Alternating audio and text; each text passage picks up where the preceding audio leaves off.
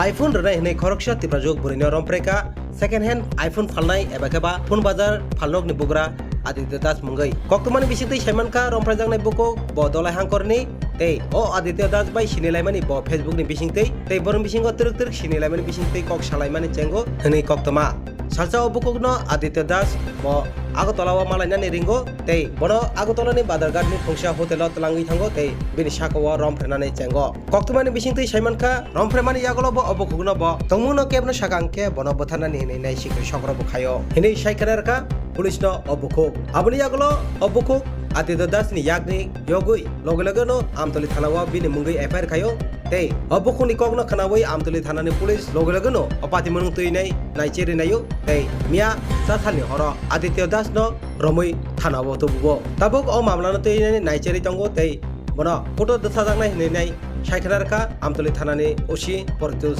Das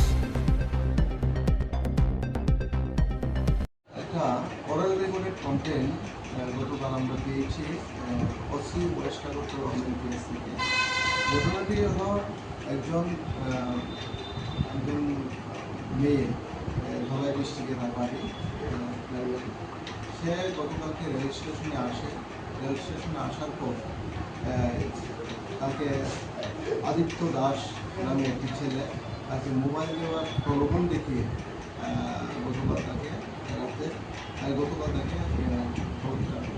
একটা হোটেলে নিয়ে তাকে বলেছে।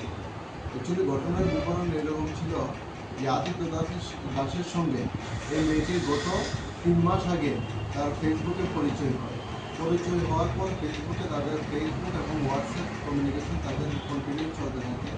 তখন ছেলেটা তাকে একটা প্রলোভন দেখিয়েছে যে একটা মোবাইল দেবে, তাকে আইফোন দেবে, এই বলে তাকে আগরতলায় নিয়ে আসে এবং আগরতলা রেল স্টেশন থেকে তাকে বাইকে করে নিয়ে গিয়ে একটা অজানা জায়গায় একটা হোটেলের মধ্যে তাকে র্যাপ করে। এবং এই বিষয়ে আমাদের কাছে একটা oral recorded complain OC west Agartala MLPS থেকে আমরা পাই এবং এই ভিত্তিতে আমরা কেস রেজিস্টার করি, যার number 43/2024 under section 64 clause 1 351 clause 2 BNS তারা আমরা একটা মামলা নথিভুক্ত করি এবং আজকে থেকে আদালতে আমরা প্রেরণ করবো পুলিশ রিমান্ডে।